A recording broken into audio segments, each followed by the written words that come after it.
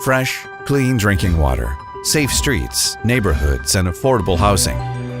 Garden Grove works hard to make this the best community in Orange County. But we need your help.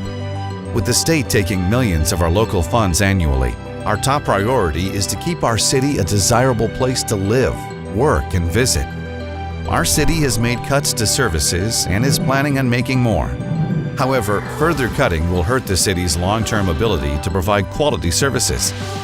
As we approach our mid-year budget review, we want to know what your priorities are for the city, the things that will keep Garden Grove a great place to live.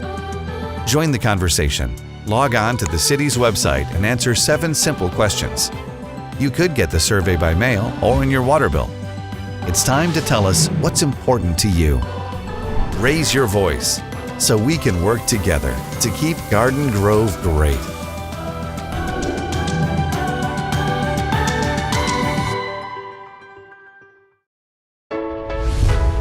Who will take a chance? Grab the mic and be the next voice of Garden Grove. I don't really need to look very much further. High school students in Garden Grove, you can win $500. $500 for your school's choir program and the title, The Voice of Garden Grove 2018. Don't miss the opportunity to sing at the free summer concert series, sponsored by the Garden Grove Community Foundation. You won't know until you grab the mic. Sign up at ggcf.com before May 31st. This could be your moment to shine.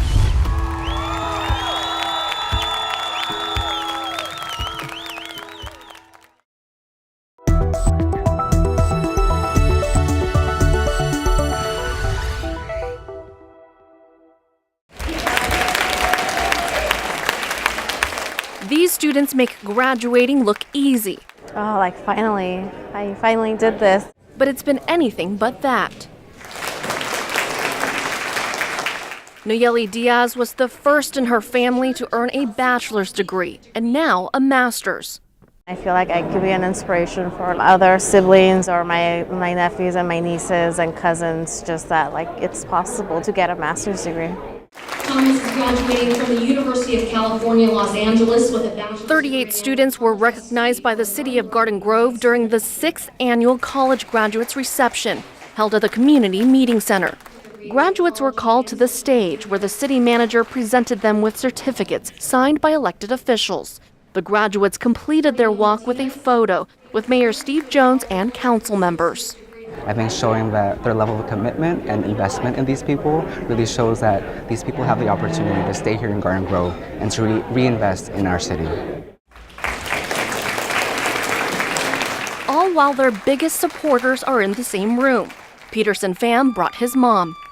I'm very happy to see he grow up and now he can, service for community with everybody. He can help everybody. This is the first thing. I love him. The city invited hometown girl Jennifer Lee to speak about how she became a success story. I felt like I had to give back to the community and kind of share my story. Jennifer now works as a marketing director for Howard CDM, better known as the developers for the city's newest project, Steelcraft Garden Grove. What the city has done makes me very proud to be part of the city. The first college graduates reception was in 2013. 6 years later, the number of students recognized continues to grow. Some even return with higher degrees, like Nayeli Diaz. I'm so proud of being a part of Garden Grove, living in Garden Grove, growing up here, and that they're recognizing college graduates that live here. To our graduates, class of 2018. In case you're wondering, I was the MC, and I also call Garden Grove my hometown. This is Vicki Nguyen reporting.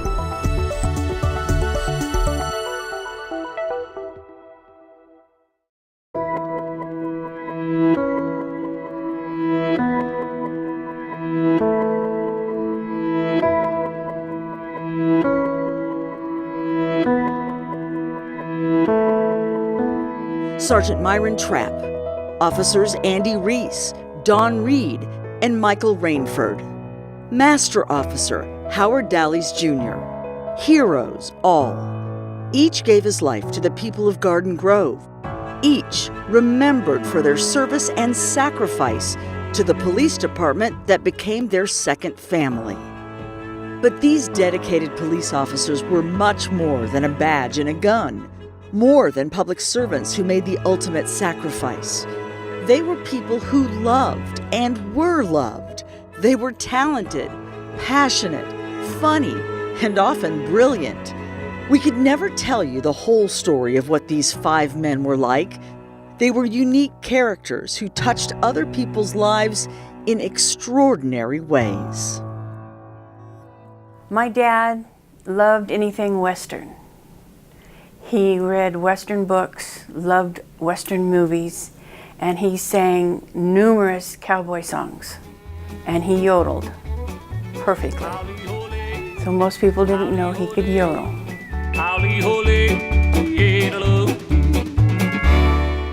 Bet you didn't know that about Myron Trapp, who was a strawberry picker in San Juan Capistrano long before he became a police officer.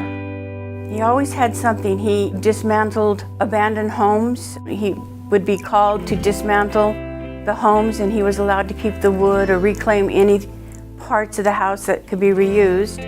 He did stints as a pottery thrower, a UPS driver, and a surveyor.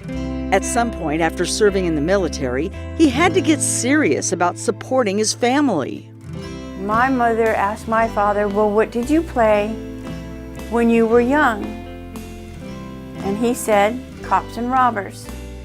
There was no way he was going to be a robber, so Myron Trapp became a Garden Grove police officer.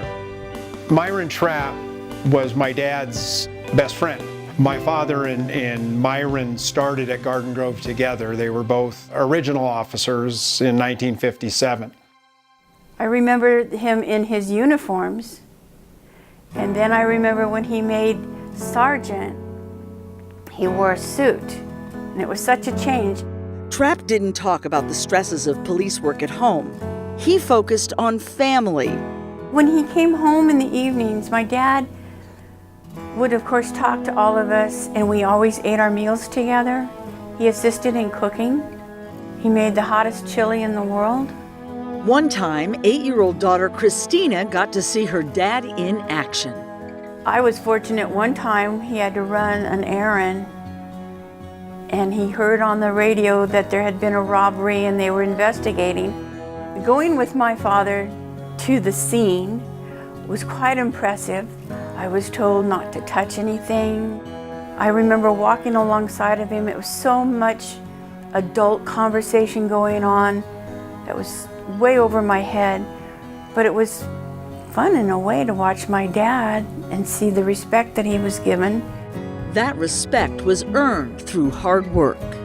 My dad would use Myron as an example for me when we would discuss police work. He always felt that part of Myron's success was that he outworked everybody. He wanted to help people. My father believed in justice. He believed right from wrong. And he wasn't afraid to speak or act the way he felt it was necessary. Sergeant Trapp, it turns out, was a frequent visitor at the home of Officer Andy Reese. My dad started with the police force in 1957. And ironically, I went to high school from 57 to 61, and I remember him working every football game that I went to. He was there working the football game. Reese had been quite the athlete, playing both football and baseball and setting track records.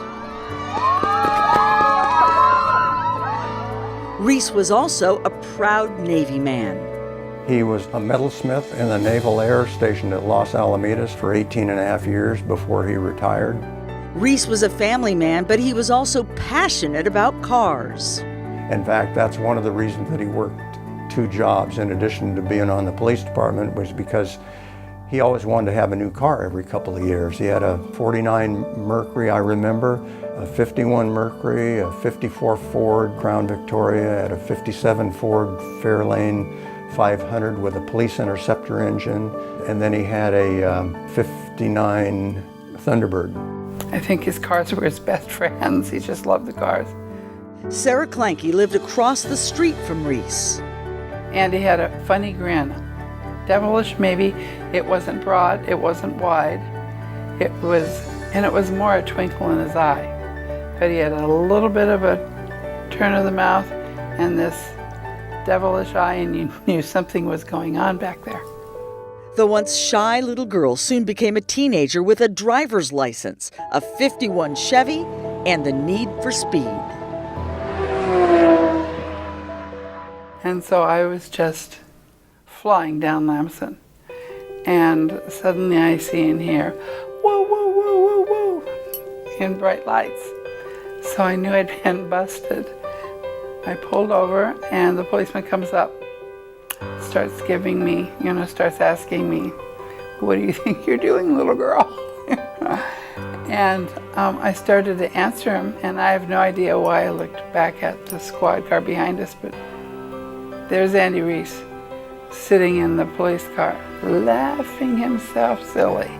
He didn't exactly set me up because I'm the one who set the speed of the car, but he came after me purposely to scare the living daylights out of me, which he did. Reese may have had a laugh at a lead-footed neighbor girl's expense, but he took his police work seriously. What I can remember my dad saying about Andy was that he was squared away. He really thinks that his military background really helped him. He would train so many new people, and you usually don't have reserves training regulars. There are a lot more things you should know about Andy Reese, but here are two. He loved a good cigar. To this day, every time I smell a cigar smoke, I think about him. And he was once a performer, playing the trombone so well that his band appeared in music magazines of the day.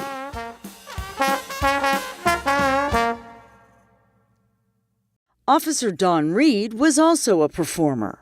He was a very good magician, very good with cards. Don loved to share his talents, and people would ask him to do card tricks because they were so fascinated by it. He would do these in briefing. He would do them if you're having coffee on the hood of a car. And then I was really blown away by the fact that he performed at the Magic Castle. That's how good Don Reed was with his card tricks. Aside from being the card trickster guy, I mean, he was also a very happy guy, a happy-go-lucky guy, and he was a jokester. He was a big jokester. Reed's sister remembers all the teasing. She also remembers when Don offered to do a magic show for her 13th birthday. He was really nervous about it, and he told my mom, I'm so nervous. And she says, why? You've done this before. And he goes, yes, but not for my brothers and my family. And now I'll know the truth if I'm any good or not. Because if I'm not any good, my brothers will tell me the truth. And I'll be the laughingstock of the family if I'm not any good. He was no laughingstock. He owned it, giving his performance all he had, the same way that he was on the streets of Garden Grove, where he knew the narcotics game like no one else. Don knew how to do his job, and he knew how to do it very well. And so he carried himself with a great deal of confidence, but also a great deal of humility and a self-deprecating sense of humor. And so it made it really easy to interact with Don and to look at Don as an example of how younger officers like myself were supposed to be doing police work. Everybody kind of has their niche in this business. Drug enforcement was Don's and mine. And yeah, I think we competed, but I think what it really did, it made us both better cops. He'd use their lingo. So that's what made him so good at what he did. It was not being the tough cop or anything. It was the ability to get someone to admit what they were up to and what they were doing. A commanding presence, a super cop who loved taking down the bad guys. I don't think he had a mean bone in his body. And I used to wonder how he could be a police officer because he was so nice. Always a professional, Don Reed took some ribbing from the other officers about his hairstyle. Remember, the year was 1980. So the afro, wasn't his normal hairstyle. In fact, my mother really hated that afro. And if you notice on the memorial itself, it's not the afro because my mother came down with the picture she wanted and made sure that it wasn't the afro. That was kind of funny that we always consider, again, the teasing, joking guy, that was his laugh at her, was that he's got this afro, is all the pictures of him. All joking aside, this little sister looked up to her big brother. I can't even express to you the larger-than-life personality that he was, and that he was indeed my hero. I was 13, he was the coolest guy I knew. Michael Rainford was pretty cool too. Like most of the officers in the late 70s, he embraced what was known as choir practice. It was a way of letting off steam after a shift, just like the officers in the classic Joseph Wambaugh book, The Choir Boys. At one choir practice in Bicentennial Mall, Rainford got physical with this monument, which was then under construction. Come on, you got it. You're almost there. He got it in his mind that he could climb up that thing, even though it's kind of a sheer face on it, and set a can up on top of there. We're saying, you're nuts. There's no way that you're gonna. He's struggling and he's fighting and he gets all the way up there to the top, and now he's trying to figure out how he can set the can down without spilling it, okay? Because it's about half full. And he's trying to figure out how to do it, and he goes like this. Ah! And once he took his hand off the right side to try to put it and grab it back out again, he lost his grip and slid back down the thing. Bam! Landed on his butt, of course, and everybody just busted a gut, you know. That kind of determination worked in Rainford's favor on the streets, and so did that dazzling smile. He truly was like this ray of sunshine kind of guy. His smile would brighten up a whole room, and always had a smile. Even if he wasn't happy, or he always had a smile. He wasn't gung-ho, everybody's got to be arrested, everybody's a bad guy. That empathy may have come from some rough edges when Rainford was growing up. I think he kind of looked at it as his way of atonement for some of the things he'd done younger, because it's an old saying, the best cops would make great criminals. Because you have to have that mindset. And Mike had that mindset.